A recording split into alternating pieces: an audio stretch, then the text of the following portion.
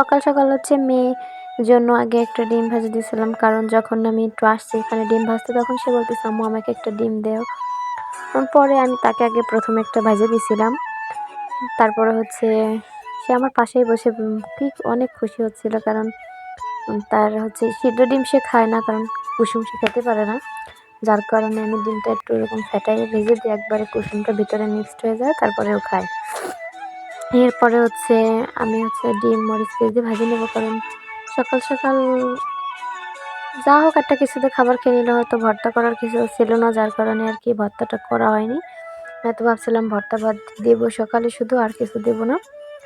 তো এরপরে হচ্ছে আমি মেয়ের আগে খেতে দিয়ে নিয়েছি, কারণ ও সকাল সকাল বেশি কিছু খায় না, এমনিতেও ভাত খায় না, কারণ ওর ছোটোবেলা থেকেই ভাত বেশি চেপায় খায় না। তো এখন একটু শিখছে, এখন আমি ওর একারে দিয়েই বসাই দিই, যাই দিই একারে দিয়ে বসাই দিই, একা একা নিজে নিজে যেভাবে পারে ফালাই ছাড়াই খায় নেয়। যেটুক খায় আমি মনে করি এটুকুই ওর জন্য উপকার হবে, আমি চাপাচাপি করি না কোনো সময়।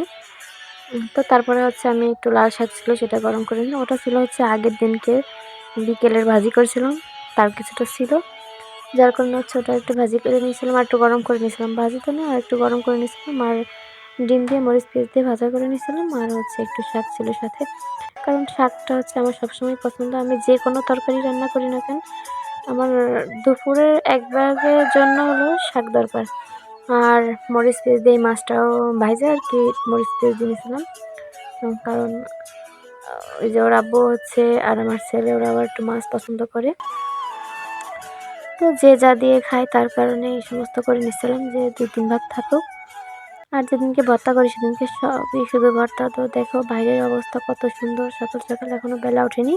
তো আমি একটু বাসায় আসছিলাম, একটু এখানে হচ্ছে ধানের জমি,